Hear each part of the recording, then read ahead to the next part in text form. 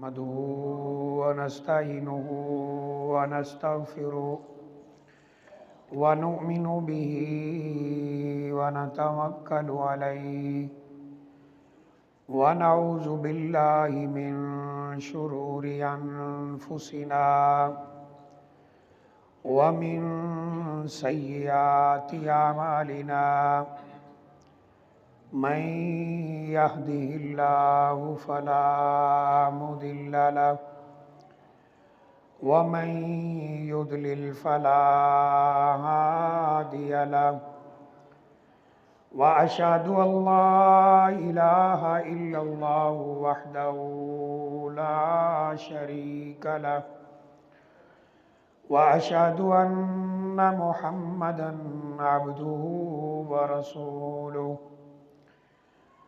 أما بعد فإن خير الحديث كتاب الله وخير الهدي هدي محمد صلى الله عليه وسلم وشر الأمور محدثاتها وكل محدثة بدعة وكل بدعة ضلالة وكل ضلالة في النار.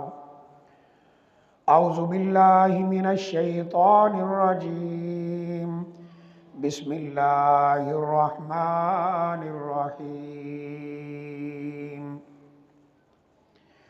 يا أيها الذين آمنوا اتقوا الله حق تقاته ولا تموتن إلا وأنتم مسلمون. يا أيها الناس اتقوا ربكم الذي خلقكم من نفس واحدة وخلق منها زوجها وبث منهما رجالا كثيرا ونساء واتقوا الله الذي تساءلون به والأرحام إن الله كان عليكم رقيبا. يا أيها الذين آمنوا اتقوا الله وقولوا قولا سديدا يصلح لكم أعمالكم ويغفر لكم ذنوبكم ومن يطع الله ورسوله فقد فاز فوزا عظيما. قال الله تعالى في القرآن الكريم ولله الأسماء الحسنى فادعوه بها وذروا الذين يلحدون في أسمائه سيجزون ما كانوا يعملون. رب اشرح لي صدري ويسر لي أمري واحلل عقدة من لساني يفقهوا قولي. رب زدني علما سبحانك لا علم لنا إلا ما علمتنا إنك أنت العليم الحكيم. انتہائی قابل احترام بھائیوں، دوستوں، بزرگوں، اللہ تعالیٰ کا ہم پر یہ بہت بڑا احسان ہے کہ اس نے ہمیں مسلمان بنایا اور نبی کریم صلی اللہ علیہ وآلہ وسلم کی امت کے اندر پیدا فرمایا. یہ اس کا ایسا احسان ہے ہم پر کہ ہم اگر ساری زندگی بھی اللہ تعالیٰ کے حضور سجدوں میں گزار دیں تو پھر بھی اس کا حق ادا نہیں ہو سکتا.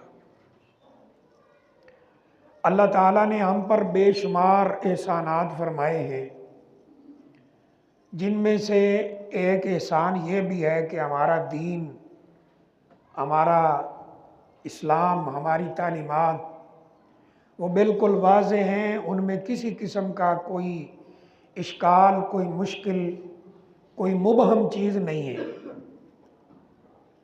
اللہ تعالیٰ نے اس کلام پاک کے اندر جہاں ہمیں زندگی گزارنے کے طریقے بتائے ہیں، جہاں ہمیں عبادات کے متعلق بتایا ہے، نماز، روزہ، حج، زکوٰۃ کے متعلق بتایا ہے، وہاں اللہ تعالیٰ نے ہمارے لیے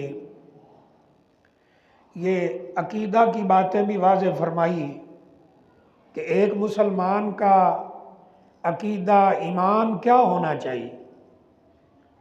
تو آج کے اس مختصر وقت میں انشاءاللہ ہم دیکھتے ہیں کہ جو ہمارے ہاں ہمارے معاشرے میں ایک غلط فہمی سی پائی جاتی ہے عقیدہ کے حوالے سے، واسطہ اور وسیلہ کا مسئلہ، اس کو بالاختصار ہم عرض کرتے ہیں۔ اللہ تعالیٰ سے دعا ہے کہ اللہ تعالیٰ قرآن و حدیث کی روشنی میں صحیح صحیح بات کرنے کی توفیق عطا فرمائے، اور جو کچھ ہم سنیں اس پر غور کر کے اللہ تعالیٰ ہمیں عقیدہ کی اصلاح کی بھی توفیق عطا فرمائے، اور اللہ تعالیٰ ہمیں عمل کرنے کی ہمت بھی عطا فرمائے۔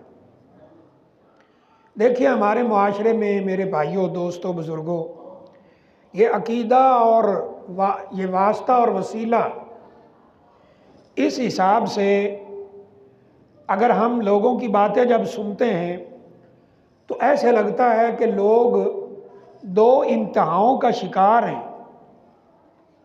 دو انتہاؤں کا مطلب کہ ایک گروہ وہ ہے جو اس واسطہ اور وسیلہ کو اس قدر اہمیت دیتا ہے، اس قدر اس کو ضروری سمجھتا ہے، اس کو واجب سمجھتا ہے کہ ان کی باتوں سے ایسے لگنے لگ جاتا ہے کہ اللہ تعالیٰ بغیر واسطے اور وسیلے کے سنتا ہی نہیں۔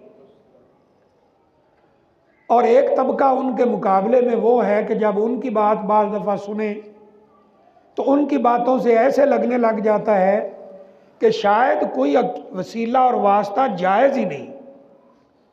یہ دونوں باتیں غلط ہیں میرے بھائیوں۔ میں کوشش کرتا ہوں کہ قرآن اور حدیث کی روشنی میں اس مسئلے میں جو صحیح راستہ ہے، درمیانی راستہ ہے، جو بیانہ روی والا ایک مسلک مذہب ہے، وہ آپ کے سامنے بات رکھی جائے۔ دیکھیے، آپ قرآن مجید کی کوئی بھی دعا لے لیں، کوئی بھی دعا، حدیث شریف کی کوئی بھی دعا لے لیں، تقریباً قرآن مجید میں ہر قسم کی دعا بغیر واسطے کے ذکر ہوئی ہے۔ مثال کے طور پر اللہ تعالیٰ کے حضور ہم ہاتھ بلند کر کے گڑ گڑا کر دعائیں کرتے ہیں جو قرآن مجید میں مثلاً موجود ہیں۔ عام ایک دعا ہے، ہر بھائی کو انشاءاللہ یاد ہوگی، ربنا آتنا فی الدنیا حسنہ وفی الآخرۃ حسنہ وقنا عذاب النار۔ اے اللہ، ہمیں دنیا میں بھی بھلائی عطا فرما، ہمیں آخرت میں بھی بھلائی عطا فرما، اور اے اللہ ہمیں آگ کے عذاب سے بچا لے۔ ایک اور مشہور دعا ہے، انشاءاللہ سارے بھائیوں کو یاد ہوگی، ربنا ظلمنا انفسنا وان لم تغفر لنا وترحمنا لنکونن من الخاسرین۔ اس دعا کا مطلب کیا ہے؟ اے اللہ، ہم نے اپنی جانوں پر ظلم کیا، اور آپ سب جانتے ہیں یہ دعا حضرت آدم علیہ السلام کی ہے، یہ دعا حضرت حوا علیہ السلام کی ہے، ربنا ظلمنا انفسنا وان لم تغفر لنا وترحمنا لنکونن من الخاسرین۔ اے اللہ، ہم نے اپنی جانوں پر ظلم کیا، اگر تو نے ہمیں معاف نہ کیا، تو نے ہمیں نہ بخشا، تو ہم تو گھاٹا پانے والوں میں سے ہو جائیں۔ آپ قرآن مجید کی کوئی بھی دعا دیکھ لیں، آپ کو بغیر واسطے کے، بغیر وسیلے کے نظر آئے۔